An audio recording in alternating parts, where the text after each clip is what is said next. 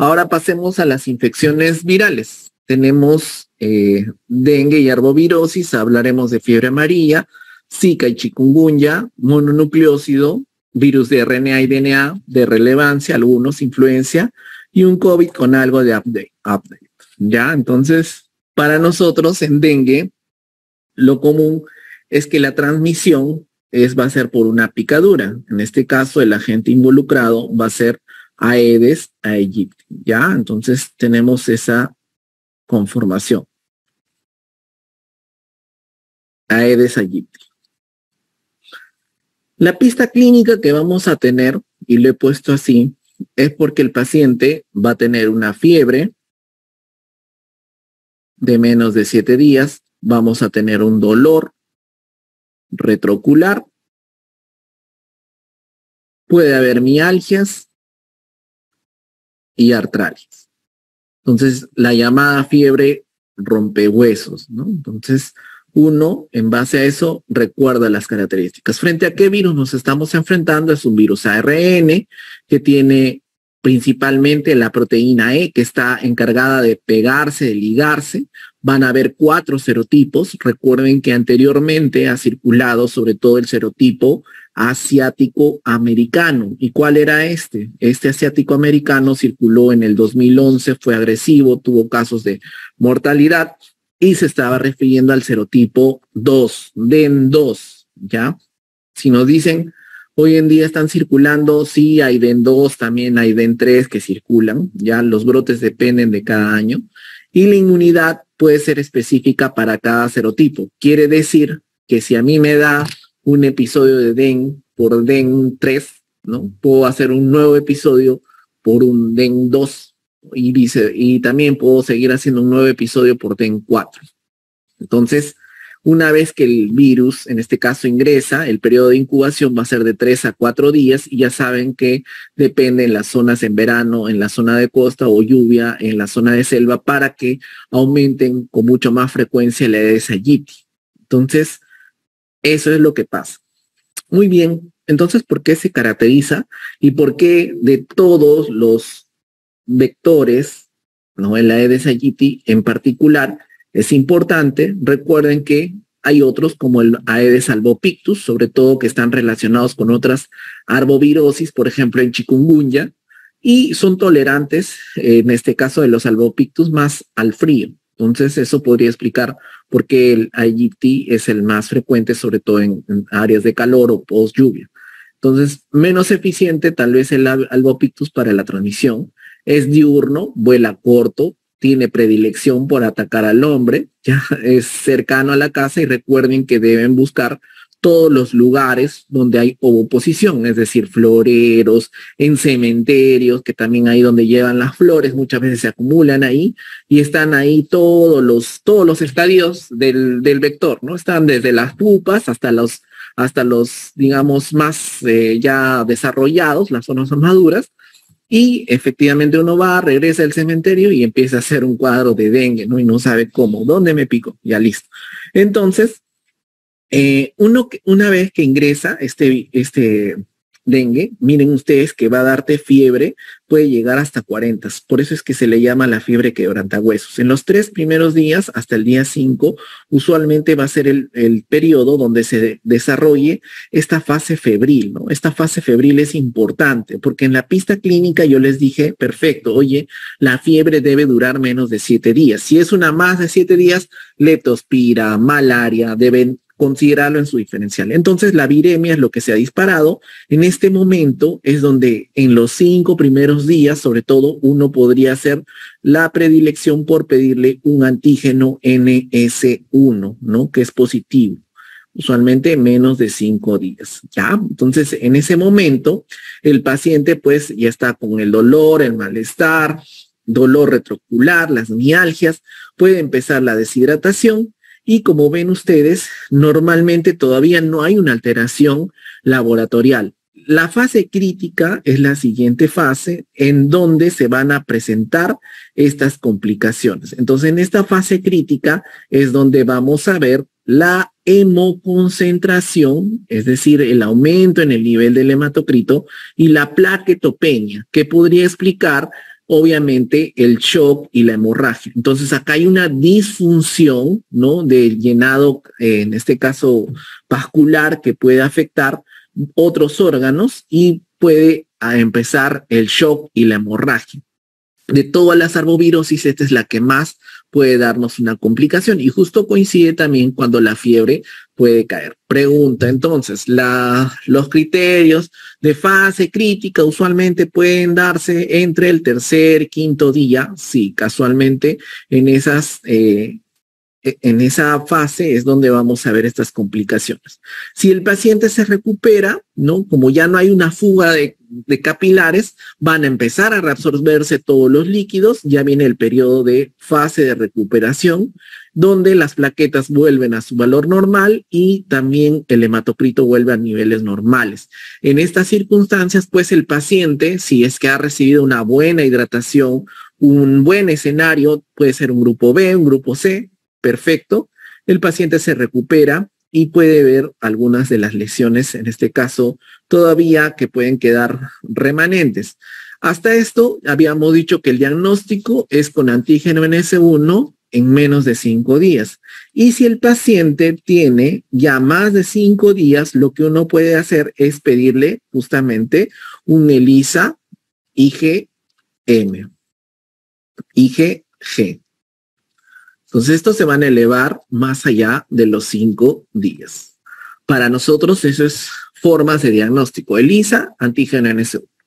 ¿Y cómo evaluamos clínicamente estos pacientes, ¿no? Porque pueden tener hepatomegalia, hemorragia subconjuntival, todo en la fase crítica el paciente puede tener por sobrecarga de volumen, se emocionan ahí, le damos más volumen de lo que corresponde, no hicimos nuestras fórmulas y el paciente se puede congestionar, hacer edema agudo de pulmón. Pero clásicamente, cuando nos dan las preguntas, nos pueden decir, sí, efectivamente tiene en todo el tórax, son múltiples lesiones blanquecinas, ¿no? Son perlas blancas dentro de todo un mar rojo. O le hicieron la prueba de torniquete, donde al hacer presión, tener a un diferencial de presiones acá entre sistólica y diastólica por 1 minuto en el antebrazo, se conformaron con un diámetro, no una extensión, un radio de extensión de 1 centímetro, ahí la presencia de PT, que es entonces, ojo, que no todos los dengues, sobre todo dengues severos, te van a dar torniquete positivo. Ya es un signo clínico, es una estrategia, pero que no tiene mucha sensibilidad, es una baja sensibilidad. Y lo otro son las lesiones del dengue, que podrían diferenciarse, ¿no? Porque también esa conformación con perlas blancas no la vamos a ver en otras entidades, por ejemplo, tal vez en Zika, por ejemplo, que también hay otro tipo de rash, ¿ya? Entonces, ¿qué es importante y qué deberíamos poner en alarma para nosotros? Justamente es para recordar, son los signos, estos llamados signos de alarma, ¿ya? Entonces, los signos de alarma se están refiriendo al dolor intenso, continuo, ¿ya? Sobre todo abdominal. Recuerden que puede acumularse fluidos, vómitos persistentes, el acúmulo de líquidos que se va a manifestar en algunos órganos, efusión pleural, por ahí efusión pericárdica, cuando vean sangrado de mucosas, letargia, irritabilidad, hepatomegalia más de 2 centímetros y los cambios laboratoriales, aumento de hematocrito junto con caída rápida de plaquetas. Entonces, en base a estos signos de alarma, uno toma decisiones clínicas.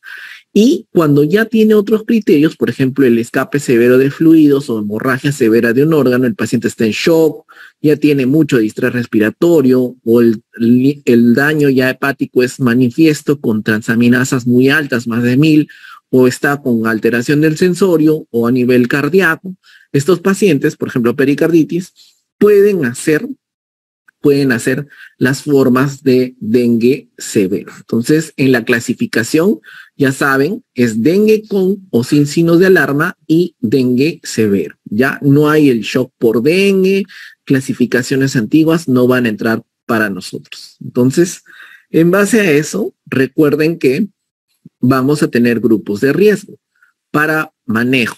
Entonces, ¿quiénes son estos grupos de riesgo?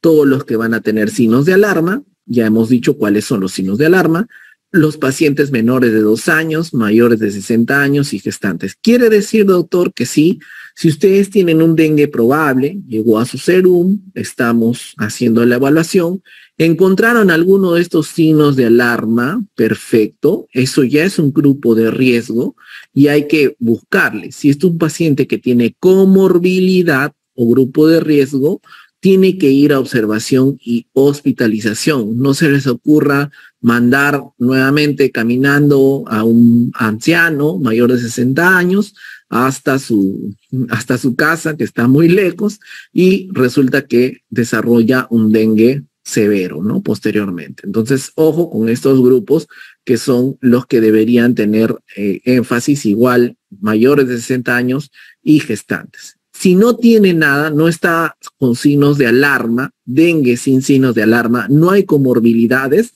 el manejo es ambulatorio. Y ustedes ya saben, es agüita, ¿cierto? 1,5 litros de agua por día, por lo menos. Hay que monitorizar esto.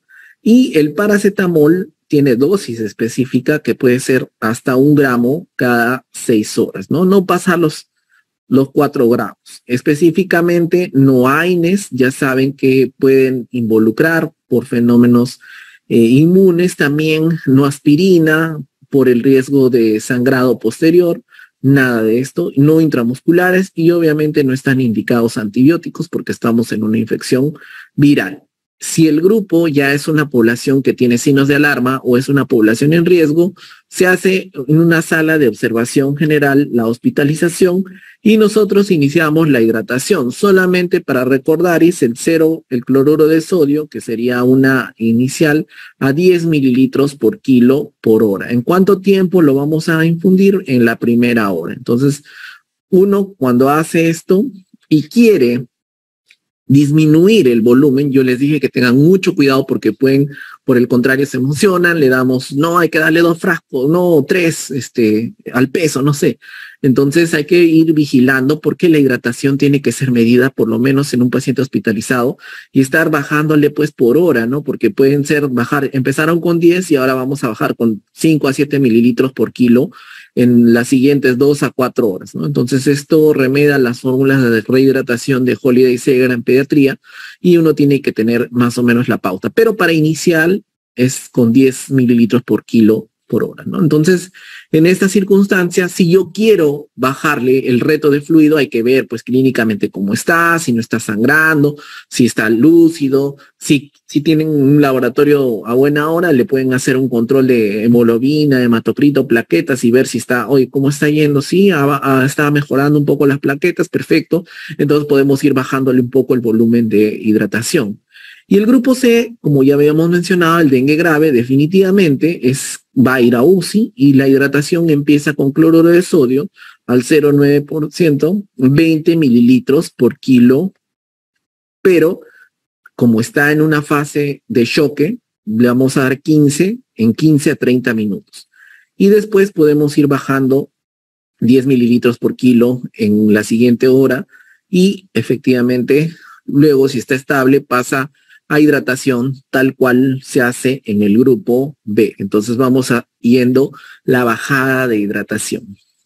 Finalmente, la vacuna de Dengvaxia, que era aprobada para entre niños de 9 a 16 años que han tenido una infección previa por dengue confirmada, porque si les preguntan, sí hay una vacuna, efectivamente, pero casualmente se vieron casos de dengue severo en niños que habían sido vacunados y que no habían tenido episodios previos de dengue. Entonces ellos tenían una mayor facilidad para hacer un dengue grave posterior. Entonces, primero, si quieren vacunarse, están en una zona, en un contexto donde hay mucha endemicidad, vacunen confirmando un dengue previo, ¿no? Que se puede hacer a través de serología, IgG, perdón, y sobre todo en áreas de cero prevalencia de más del 50%, África, por ejemplo, no en viajeros.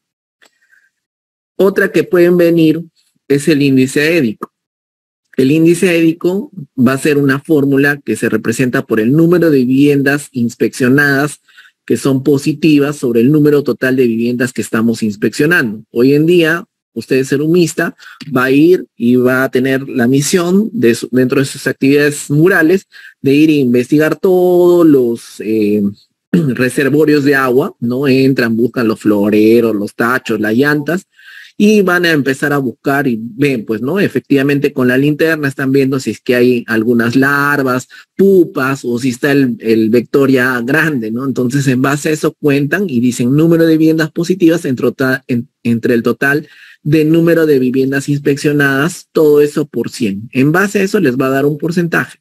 Si están en alto riesgo, es decir, más del 2%, bandera, ¿no? Entonces, bandera roja, y tienen que tener mucha atención porque este es un canal endémico ya de alto riesgo para que hayan brotes, ¿no? Entonces tienen que llamar, fumigar y toda la cosa. Entonces, en el situación de mediano riesgo es entre 1 a 2%, bandera amarilla, y de bajo riesgo de 0 a 1%. Todos quisiéramos llegar al serum y tener una localización entre 0 a 1%, pero no sucede así. La gente quita los abates de todos los reservorios, nunca le ponen, dejan abierto y todo. O sea, el futuro les espera a los que van a hacer serum acá en Perú. Listo.